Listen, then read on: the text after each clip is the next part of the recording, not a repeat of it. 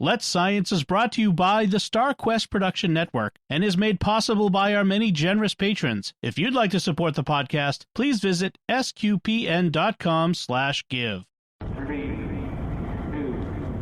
1.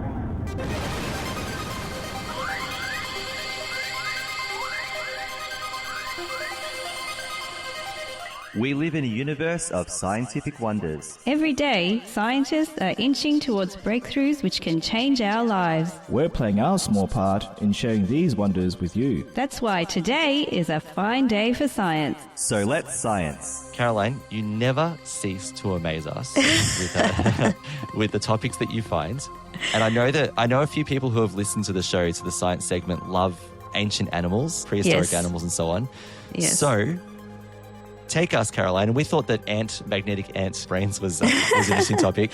Giant Giga-Goose skulls. What is going on here, Caroline? Yes. I share the love of ancient animals. Isn't it cool, though, to think about what animals roamed the earth before we were here? Like they were all massive. And don't you want to just see them? That's giant why I love them so koalas, much.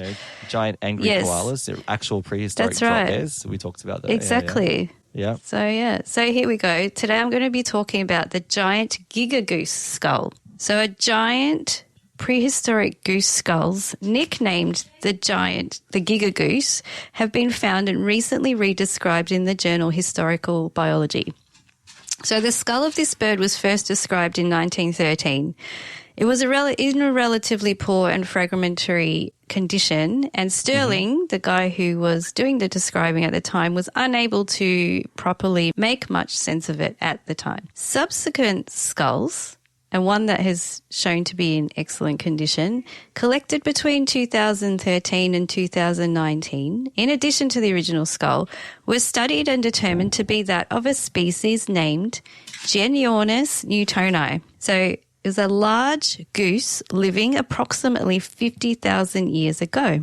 What was the name again? Genyornis newtoni. Sounds like a papal document. Sorry. Yep, it does actually, doesn't it? Proclamation on giant geese. Yeah. On giant geese, yeah. Why not? So now all the skulls were found in South Australia in the dry beds of Lake Callabonham, which is a remote inland region where it appears that at a point in time, thousands of animals became stuck in the mud, and over time they were fossilized. And it actually used to be a freshwater lake region. Now the dry bed has formed in this area is constantly being blown away with the wind, and the erosion allowed for the fossilized bones in the skulls to be exposed. Finding animal skulls is important as it provides information about diet, environment, and behavior, and also its place in an ecosystem, and in this case, the place of the bird family tree. How you see the classification systems and everybody, all the animals classified. So it helps in that as well. So from the bird skulls that were discovered, scientists have been able to perform a 3D reconstruction after scanning the skulls with flesh and skin and feathers, and the one that was very well preserved, this skull, measured 32 centimetres long, and this one was found in 2019, and it was attached to an almost complete fossilised body of the bird. So they didn't just have the skull, they actually had the body as well. Awesome. The skull was then compared with other skulls of living birds, or skulls of other living birds, and the comparison allowed scientists involved in the study to find out how it lived in the environment. The form of the bones and the structures on them relate to the soft tissue and that interact with them, such as a ligament and muscle. So they can reconstruct how it looked and how it might have functioned. So this giant goose lived among the mega-fauna existing in the area. Now, like you mentioned, we've spoken about ancient large wombats and koalas on the podcast before. That's right. And all animals at around the time, it was huge. It would have stood about 2 metres tall, or around 6 feet, and weighed about 240 kilos or about 529 pounds. Now, this is about 5 times bigger than a modern emu. Yeah. Now, imagine an emu. For those who've been up close to one, a lot of Aussies have been close to an emu, like either in a nature park or if you're brave enough in the wild. Now, imagine it being 5 times bigger, okay? Emu, They're already taller than us, five times bigger. Yeah. Okay. So this large bird, luckily, it was herbivorous. It lived in a freshwater aquatic environment, and it had a jaw that was tall and mobile and similar to a parrot but shaped like a goose. Yeah. This Not the cassowary, which was basically the Australian velociraptor, modern velociraptor. Yes. That is a beautiful big bird, but do not go anywhere near it. They're beautiful. Whenever that's it. Whenever they are in a wildlife park and they have their area, you are never allowed to go inside the enclosure with it. Yeah, no. You have to just see it through don't put your hand in there. Yeah. No. Yeah. Like a lot of Australian animals, beautiful but better not. Don't touch it. Don't touch. Yeah, that's right. Don't touch. Yeah. Now, the jaw that was shaped like a goose gave it a strong biting force. It allowed it to crush plants and fruit in the roof of its mouth. Had a large brain case and a triangular bony casque over its head covered in hard skin, which may have been used to attract mates. So I think that's very similar to what we were talking about with the cassowary. Yes, yeah. Now, its beak looks similar to that of a modern and much smaller bird called the Australian magpie goose, so you can Google that. Yeah. And it's thought that this goose is a relative, but its lineage diverged early on and they actually evolved separately. So this bird also had evolved ears in a way that they were protected from water when it submerged itself underwater to forage for food, and its throat was protected in the same way, just like modern ducks today, how they dive under the water, but they're able to close off their ears and throat so that they don't and get all the water in their ears. Imagine that, though, massive goose diving in the water. Usually we see little birds doing that quite quickly, but can you imagine a massive goose diving under the water? Yeah, I know, right? People do bomb the pool at parties. Yeah, but what did I say? 200 odd kilos, dive bombing. Yeah, no. There's a flock of them all at the same time. Yeah, that's it. Geese are often in flocks, aren't they? So, oh my gosh. It just boggles the mind. It's so cool. Just to point out one thing really quickly as well. In the ABC article you've got there's a diagram of the potential size of one of these compared to a human. So have a look at that. It's pretty interesting. It's a big bird. Cool. I'll just say it, yeah. It's a massive bird. See, big bird is real. Yeah. Yes, big bird. That's right. That's right. So now another interesting fact about these birds is they were the last of the mihirungs. Now this comes from the name Mihirung Paringmal, named by the indigenous Australian people, the Tapurung people. Mm-hmm. They have also been commonly known as thunderbirds. You might have heard thunderbirds' name before, which are giant flightless birds that inhabit... Yep. Yes, which are, or even demon ducks, they're called large flightless birds, ancient flightless birds, which are giant flightless birds that inhabited Australia for over 20 million years during the Oligocene through the Pleistocene eras. The lakes at the time the goose lived were freshwater and it adapted to live in the environment. Unfortunately, over time, the lakes became more salty and they began to dry up. They started becoming dry about 60,000 years ago and were completely dry by 12,000 years later as the climate naturally began to change. And through studying the bones of the body of the goose, it was found that the legs actually did begin to adapt to a dry environment. They also found that the birds began to have a high level of bone disease at the same time. So it had a negative effect on them. And on top of that, the arrival of hungry humans to the continent. They were hungry, they're eating the birds and their eggs, and the Giga-Goose eventually became extinct, so ending the millions of years of the line of the Mihirungs. And so, that sounds like a great title for a movie too. Yeah, the end of the Mihirungs. The last of the Mihirungs, yeah. So through this, researchers hope that the discovery of more fossils and more in-depth analysis will reveal more about the history of the last of the Mihirungs and how they relate to birds more widely. So there you go, giant geese that used to live. Can you imagine that Christmas dinner? That'd be crazy. You need to reinforce the table just to...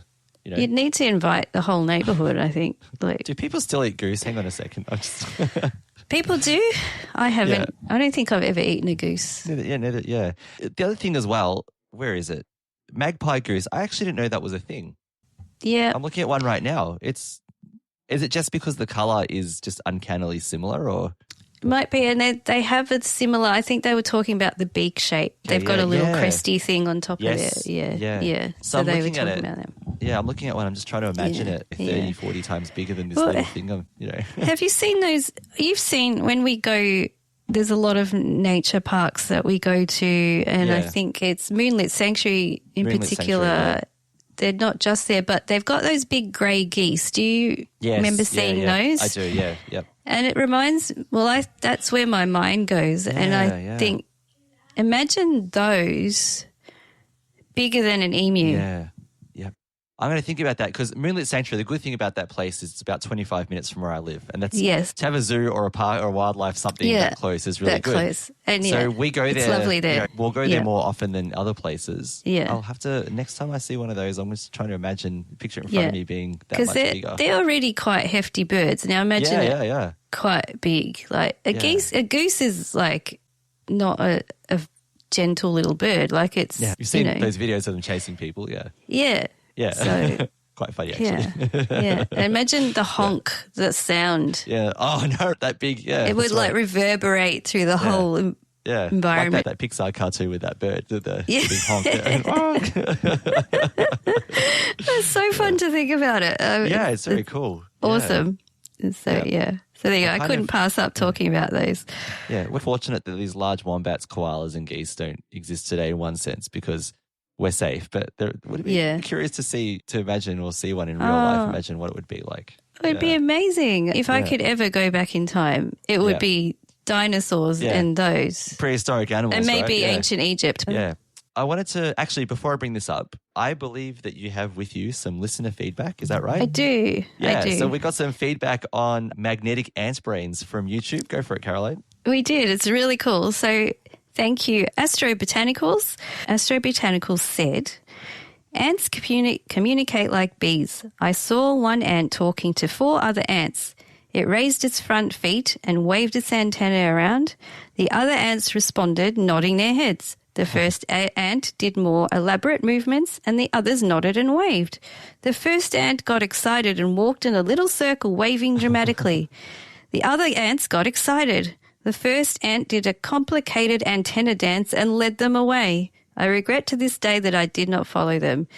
Let's just think about what they could have been talking about. So, guys, hey, I was over there by that tree and there's a couple of flowers over there. And right under there's these cool seeds that I think were so delicious. And they had these drips of honey, man. So, like, why don't you come with me? There's so many of them. Let's just go and get them. Everyone's going to be excited. We can have a party tonight. What do you reckon? Call the nest. Unleash the swarm.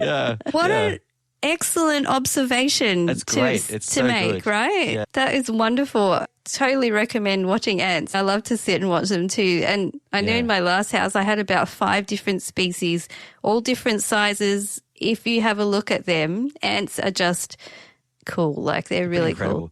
I like to follow the line and see where the nest is. Yeah.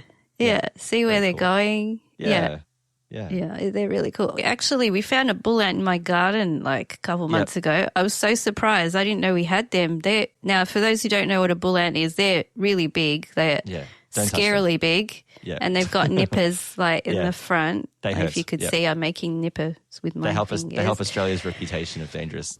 They do give you a bit of a. They can give a bit of a bite.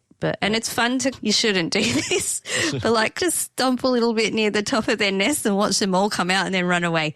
Don't do that. Run away, like, you will unleash the swarm. That's right, yeah. It's fun to do just once. They're big ants, yeah. They are like the size of half a finger maybe, like depending on what size your fingers are. But they are big. Yeah. Yes, I've been bitten by them. Oh, you have you? I've had several bites on my leg once, okay. It was not great. It hurt quite a lot. I can imagine. When they bite, they're like... Ouch. Yeah. I've been bitten by little ants, but not big ones. Yeah. If they think you're food, they'll bite you. Yeah. Ants. Yep. That looks tasty. Yeah. Yoink. Yeah. Yep. And I'm like wondering what was on my leg biting me, and it's ants. I'm like, what the heck? Yeah. Why are they biting? Yeah. Goodness. But yeah. Yeah. And I wanted to mention very briefly, Caroline. Yes, go for it. And obviously we'll talk about this more later on, but another time. But I watched, and you probably watched the replay of it. Watched the I did. Starship I launch. watched it yesterday, This is yes. IFT4, or Integrated Flight Test Number 4. And this is the efforts of SpaceX to launch the largest, most powerful rocket in human history, and to be able to reuse it. So not just to launch it, but to reuse it. So it's more powerful than the 5. Yep. 5. Sorry. Yep. Apologies. That's the Apollo one. Yep. Yeah, the Apollo missions. Yeah, and this thing is a behemoth, right? And so this time, so big. yeah. So and SpaceX's philosophy is like to fail upwards. So see how far it will go, let it explode, collect all the information, make improvements, and they call it like iterating upwards. That's like the language they use. So this fourth one managed to achieve what it was that they wanted, not without some like things. So, for example, one engine flamed out very. However, but better than last time. I think they had a few not work last time. The first launch, they lost a bunch of engines. Yeah, the first one. I mean, the first few disregard, but the one before this, I'm saying. But they had stated that with the loss of one engine, there's more than enough thrust to get to orbit. Oh, which and you it did, could right? see. And then the idea was for the booster to boost back to Earth and land, and this time just to land, I think in the Gulf of Mexico. I think. Yeah, just in the water. Ocean. But it did. It did exactly what it was supposed to.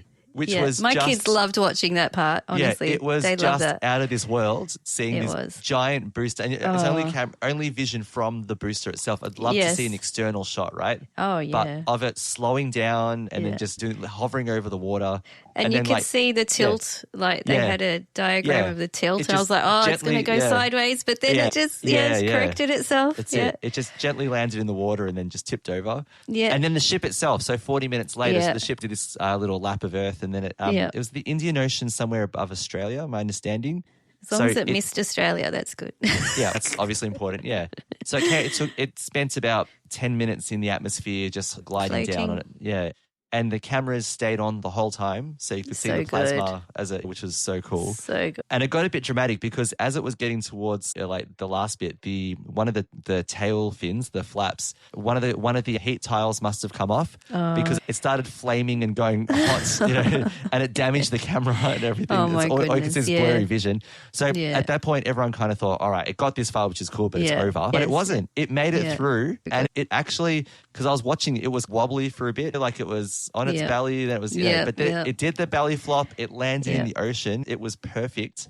So we're getting close. We're getting close to an actual Starship that will take a payload to orbit. Yeah. It was fantastic to watch. Really good. It's a testament to them. Oh, the technology, the innovation, all of it. It's and just... to 100% recover everything as well. Yeah. Is just incredible. It was great. Okay, it is fun to watch them explode, but it's fun also to see them succeed. It's great. Yeah. And even they joke about it because they're always like, the timeline, it'll take off, this will happen. And they always say excitement guaranteed because they know that something's going to happen, but they're not sure exactly what yet. Yeah, that's it. Yeah. But it's always great to watch. And you know what I love at the beginning? Like it starts to take off and it takes a little while to take off because it is so heavy. It's just a behemoth. And you're like, it's just heavy. Yeah, it's full of fuel. Yeah. And is it going? And then all of a sudden it just goes and takes off. It's just the very first test flight. The booster was like it was hovering sideways as it was taking off because and bye bye. And then a couple of minutes later, the whole thing just exploded. It's Very always cool. fun to watch that, but it is it's so good to see this end of it as well, where they are succeeding, and you just see an amazing flight and amazing footage, and Loved it. My kids loved it. I think they loved watching the first, the booster land, and then they are not waiting. They just went, but they did enjoy that part. Yeah, so it was very good. Cool. So exciting. It's just something that we've literally never seen before, really. But it's just the excitement of it and the potential of it for the future is very cool. Yeah, 100%. Let's Science is brought to you by StarQuest Media and is a fortnightly podcast that brings you the scientific wonders of our universe from a distinctly Catholic point of view. For more from Caroline, Lindsay, and friends, listen to the StarQuest show, Catholics of Oz. Find links from today's show at sqpn.com/science. And find the Catholics of Oz at sqpn.com/Oz. Be sure to follow the show in Apple Podcasts, Google Play, wherever you can find podcasts, or on the SQPN YouTube channel. The generous donations of our patrons at sqpn.com/give make it possible for us to continue Let's Science and all the shows at StarQuest, which makes our nonprofit mission possible. You can join them by visiting sqpn.com/give. Join us next time for more scientific wonders, and thank you for listening to Let's Science on StarQuest.